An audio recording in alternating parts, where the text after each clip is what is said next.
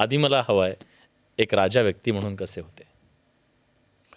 मला विचाराल तर मला असं वाटतं की छत्रपती संभाजीराजे यांच्यावर दोघांचा खूप पगडा होता. हं, एक त्यांचे आजोबा शहाजीराजे ज्यांनी राजमुद्रा लिहून दिलेली आहे. हं, तर त्यांच्याकडून संभाजीराजे संस्कृत शिकले. म्हणजे काव्याची आवड असेल, भाषेची आवड असेल, हं. हे सगळं काव्यशास्त्र विनोद हा जो झरा आहे, तो झरा हा उमाळा त्यांना त्यांच्या आजोबांकडून मिळालेला आहे.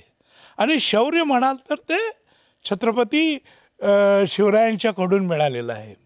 आणि मला अलीकडे असं जाणवतं की छत्रपती शिवाजी महाराज आणि संभाजी महाराज हे एकटे दोघं एकत्र जास्त वेळ कुठं आले, तर जी आग्र्याची मोहीम होती हं. मे, जून, जुलै, ऑगस्ट 1666ची, त्या दरम्यान पलंगावर थोरले महाराज झोपायचे आणि त्यांच्या शेजारी शंभूराजे झोपायचे.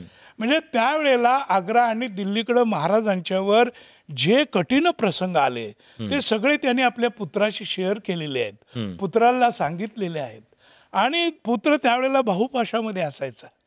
त्यावेळेला संभाजी महाराजांचं वय फक्त 9 वर्षाचं होतं. ते आपल्या वडिलांचं प्रतिनिधित्व मोगलांच्या दरबारात करायचे. तर पित्यांचा त्यांच्यावर खूप प्रभाव होता. आणि हे मी सांगण्याचं कारण असं की शिवाजी महाराजांचं स्वप्न होतं हा जंजिरा किल्ला जिंकावा. 4-5 वेळा त्यांनी जोरदार आक्रमण केली, प्रयत्न केला, परंतु यश आलं नाही.